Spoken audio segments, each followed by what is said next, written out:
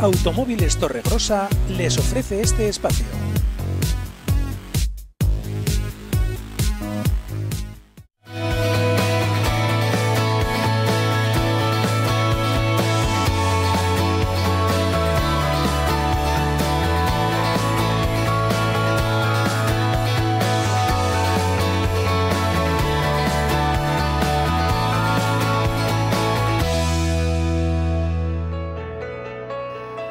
Actualmente está en vigor la prisión permanente revisable. Hoy, precisamente en sede parlamentaria en Madrid, hemos escuchado un debate muy arduo al respecto. El señor Casado, del Partido Popular, pedía precisamente que se mantenga esa prisión permanente revisable, y hemos escuchado también al Partido Socialista, a través de la vicepresidenta Carmen Calvo, diciendo que hay que cambiar o reformar el artículo 106 del Código Penal, precisamente para mejorar la vigilancia de expresos condenados por delitos peligrosos que atentan contra la libertad sexual de mujeres y menores. ¿Cuál es la postura de los diferentes partidos navarros al respecto, señor Martínez?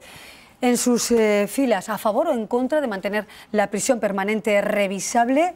Hay una cuestión también que es elemento de discusión, que es cuando sucede algo así, como esta tragedia en Huelva, vuelve a aflorar el debate. ¿Cuál es la postura de Gero Abay? Sí, bueno, nosotros creemos que desde luego hoy no es el mejor día para hablar de este tema.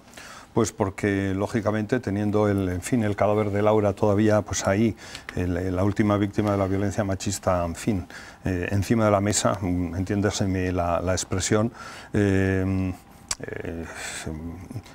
con un afloramiento de emociones y de sentimientos, pues no es el momento más indicado. De todos modos, nosotros tenemos que decir que estas decisiones requieren pues prudencia, requieren reflexión, requieren tranquilidad, y nosotros seguimos estando donde estábamos. Nosotros estamos en contra de la prisión permanente revisable, entre otras cosas porque creemos, estamos convencidos además, y los datos así lo demuestran, que por más que se endurezcan las penas, esto contribuye muy poco o nada a que disminuyan los crímenes de violencia machista. Ahí tiene usted el ejemplo de Estados Unidos. En Estados Unidos tienen pena de muerte, tienen pena de muerte, y sin embargo pues los crímenes por violencia machista u otro tipo de violencias pues siguen estando a la orden del día, y desde luego en una proporción mucho mayor que en el Estado y mucho mayor que en Navarra. Por lo tanto, nosotros no estamos por la prisión permanente revisable, sí estamos por prevenir. Prevenir es educar, es educar a nuestros niños y niñas, por ejemplo, con programas como el Escolae, castigar, lógicamente, juzgar y castigar a los delincuentes que hayan cometido delitos de este tipo, y también, ¿por qué no?, pues bueno, hacer un seguimiento que puede ir implícito, que puede ir incluido en la condena, pues de aquellos que sean reincidentes, etcétera. Pero prisión permanente revisable, no, de ninguna de las maneras. Sin duda alguna, yo creo que nos vamos hasta febrero de este año. Hubo un debate importante en el Parlamento de Navarra, que se mostró partidario de derogar la prisión permanente revisable, pero Unión del Pueblo Navarro, en este caso, y Partido Popular discrepan del resto de las formaciones que conforman el arco parlamentario foral. ¿Por qué? Nosotros estamos totalmente a favor de la prisión permanente revisable, totalmente a favor. Y yo, con todo el respeto a las opciones diferentes, digo que me cuesta mucho comprenderlas, de verdad. Me cuesta mucho, las respeto, pero me cuesta mucho comprenderlas.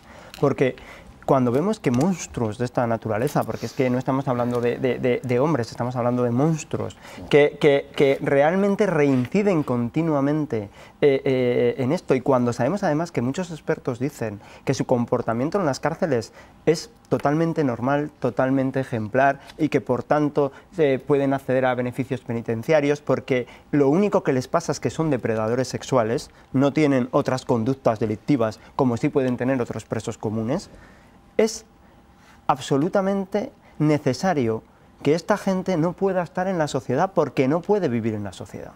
Y por eso es revisable, porque si en el momento en el que se produzcan esas revisiones se entiende desde el punto de vista clínico, médico, psicológico, que esas personas están aptas para vivir en la sociedad, pues muy bien. Pero si no, no por el hecho de que acabe una pena, esa persona puede estar en la sociedad, porque va a reincidir. Y hay personas que se les ha puesto en libertad sabiendo que iban a volver a reincidir. Y esa es una cuestión, y por tanto yo creo que no es solamente una cuestión de educación, que la educación es muy importante, pero que la educación no es suficiente, porque además de la educación es necesario cuestiones como estas. Acabo con una frase. Mire, yo me reuní una vez con el padre de Cortés y de Diana Quer, y de verdad es absolutamente estremecedor oírles. Y me parece que tienen toda la razón del mundo, porque han estudiado muchísimo este tema a raíz de lo que les ha pasado.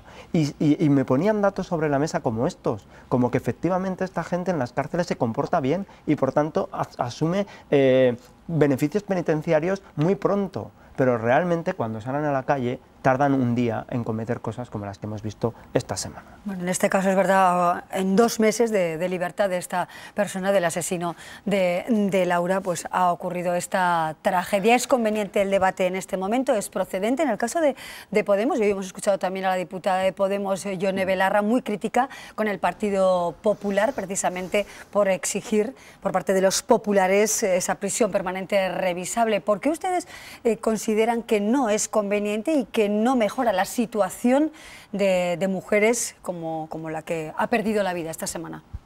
Bueno, nosotros tenemos claro que lo que las mujeres necesitan son medidas antes de que las maten. Hay que mejorar las medidas de seguridad, hay que mejorar las medidas de prevención. Y hemos hablado de escolares, pero bueno, se trata de prevenir todas estas situaciones. Yo creo que es evidente que cuando estamos en caliente, cuando pasa esto a un vecino de un pueblo, lo que nos sale a todos los vecinos es salir a pedir más castigo. Esto lo ha vivido la humanidad desde que es humanidad, y a colgar y a linchar a la persona que ha hecho daño a una vecina o a un vecino. Por eso no es el momento de afrontar un debate serio sobre cómo prevenir esta matanza, ¿no? que están padeciendo, que yo creo que vamos por 94 mujeres este año asesinadas. Yo cuando le escucho al señor Sergio Sayas, quiere ponerle un matiz a la prisión permanente revisable, y es que es revisable. En realidad de lo que estamos hablando es de una cadena perpetua. Y lo que se está defendiendo es que hay personas que son reinsertables, que no son reinsertables y que tienen que quedarse en la cárcel. Nos dice que se informa con los padres de Diana Quer, que son personas que lamentablemente están dañadas por la situación y que traen y aportan unos datos, me parece muy bien, pero yo prefiero basarme en los datos y en las afirmaciones que, por ejemplo, han hecho 107 catedráticos de Derecho Penal respecto a la prisión permanente revisable, que vienen a decir que es una cadena perpetua y que eso no favorece en absoluto que disminuya el delito. Las cárceles son un dispositivo social, tal y como está planteado en nuestra Constitución. Son el último dispositivo social en el que la persona que delinque, preso común, preso violento, en principio queda aislada de la sociedad para trabajar con ella una forma de reinserción. Si nos vamos a una cadena perpetua, la cárcel en sí pierde el sentido democrático que tiene como sistema, como servicio social, y su finalidad no es otra que la venganza. Nosotros creemos que no es el momento de legislar en el momento en el que mucha gente pide venganza, que es normal que pida venganza, pero la verdad es que no podemos desvirtuar lo que es, repito, el último sistema social para todos nosotros, para las personas, quiero decir. Finalmente, y acabo, Amaya, hacen falta más recursos en la justicia, hacen falta más recursos en las cárceles, humanos, económicos, para llegar a conseguir que las cárceles reinserten a las personas. Habrá muchas tasas de éxito, pero el asesino de Laura salió hace 2 meses de la cárcel. Eso es un fracaso de un sistema de reinserción. Lo reconocemos, yo creo que todos. Es un fracaso porque además salió por asesinato. Había asesinado, salió a los 2 meses y volvió a asesinar.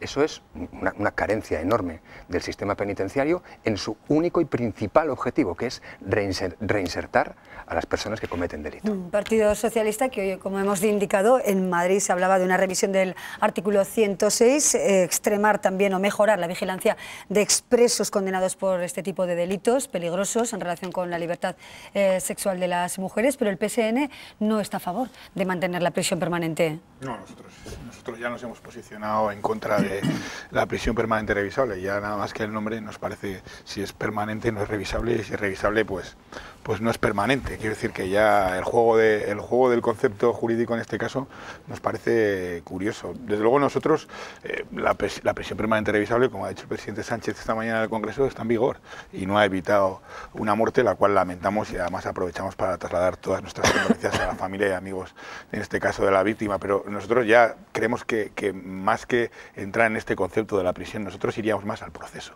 más a la intervención, más al trabajo, como relataba el señor Huila ahora mismo. Quiero decir, hemos hablado de educación, no voy a pararme, pero nosotros sí que creemos que en el proceso de cumplimiento de las penas quizás hay que invertir más en la detección de los perfiles psicopáticos, quizás hay que invertir más en la evaluación, y quizás hay que financiar mejor cursos que intervengan o que sean más específicos para las patologías o para los perfiles de los, en este caso, maltratadores o los asesinos que pueden estar ahí. Pero ya después, a pesar de que estamos en caliente y a pesar de que es un día complicado, sí que es cierto que ya esta mañana he oído a personas autorizadas, en este caso, por ejemplo, a Miguel Lorente, que fue secretario de Estado de Violencia de Género con el Partido Socialista. Quiero decir que hablaba un poco de la ley de vigilancia de género, la libertad vigilada, disculpen, la libertad vigilada. Y hablaba de que quizás había que introducir alguna medida que sí que también se introduce en Estados Unidos, que es la de avisar a los entornos.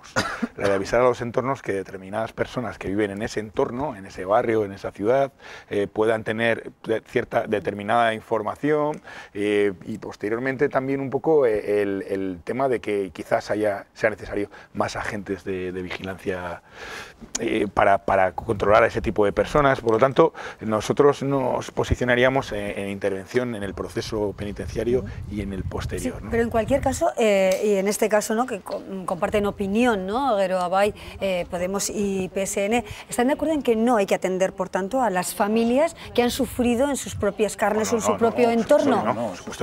Todo lo contrario, es decir, las familias de víctimas de violencia de género son también víctimas y merecen todo el reconocimiento, el apoyo, la escucha, el acompañamiento habido y por haber.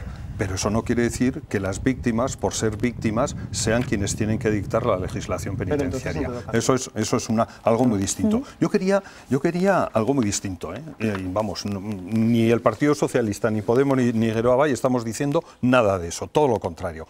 A mí lo que sí me ha llamado la atención es que el señor Sayas, haciendo referencia al asesino de esta pobre chavala y de, en fin, seguramente de todas las de violencia de género, o de algunas por lo menos, los calificaba de monstruos. Claro, si tú calificas de monstruo a una persona que ha cometido un crimen, es que seguramente la solución es muy rápida. Pues a los monstruos, ¿qué se les hace? Pues se les encierra, o incluso se les mata, o incluso se les...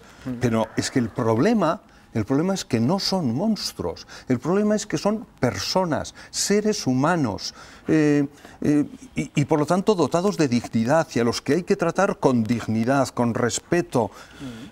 Si fueran monstruos, pues seguramente nada de eso sería necesario. Y claro, y yo le oigo al señor Sayas pues calificar de monstruo a esta persona que ha cometido, pues efectivamente, 2 actos que a mí me parecen monstruosos, 2 asesinatos, eso no le convierte en monstruo. Claro, ¿quién define quién es monstruo? Es decir, ¿el señor este que asesinó a Laura es un monstruo? ¿El señor que asesinó a Nagore Lafar es un monstruo? El señor...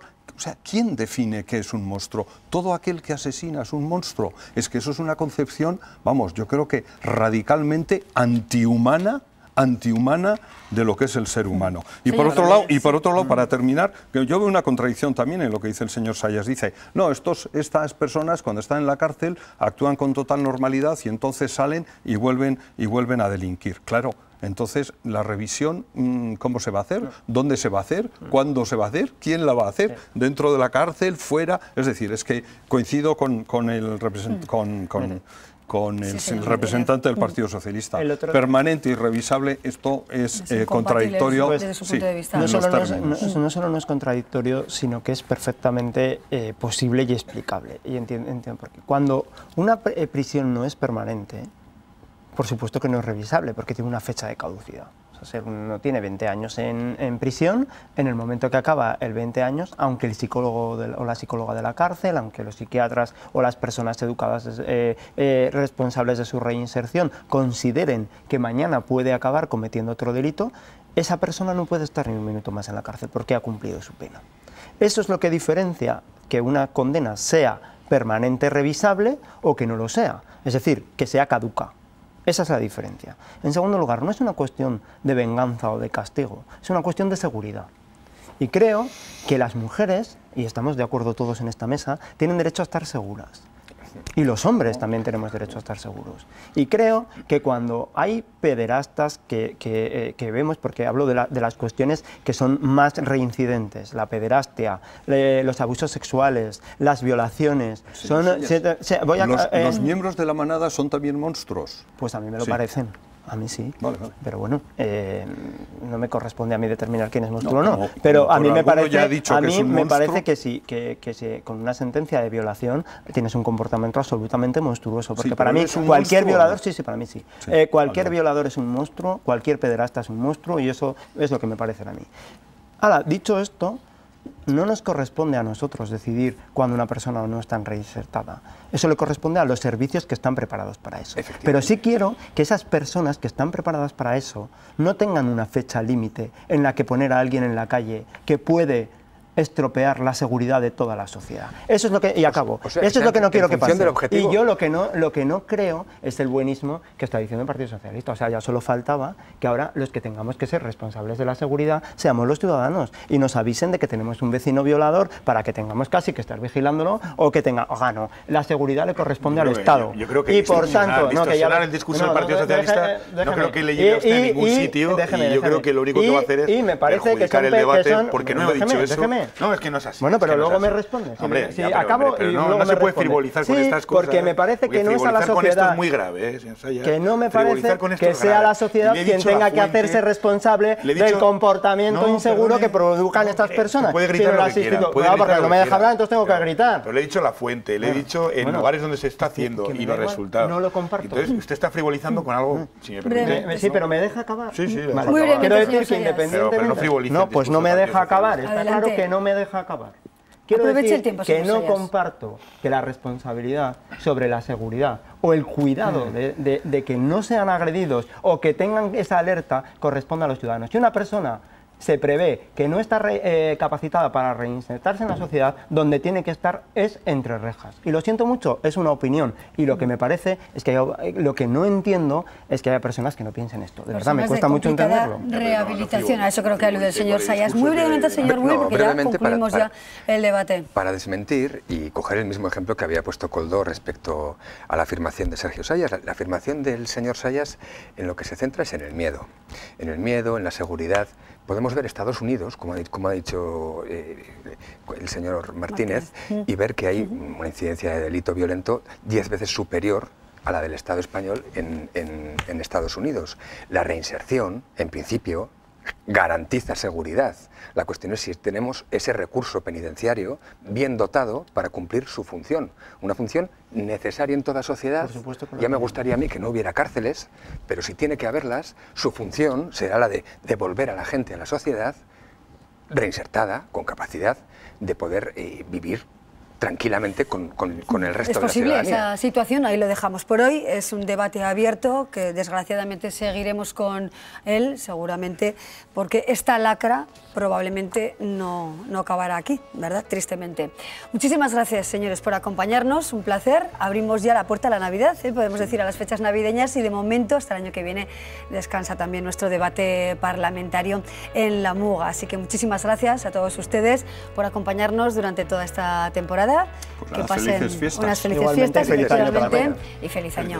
Y mucha suerte, por supuesto, también en este camino político. Gracias de verdad a ustedes y a otros representantes que también nos han acompañado a lo largo de estos meses. Nosotros ahora hacemos una breve pausa y seguimos con otros contenidos. Dejamos a un lado la política y nos vamos a ocupar, por decirlo de alguna manera, de la vida. Hoy recibimos al psicólogo y autor de bestsellers de libros de autoayuda, Rafael Santandreu, que para los políticos seguro que tiene también algún mensaje. Lo vemos.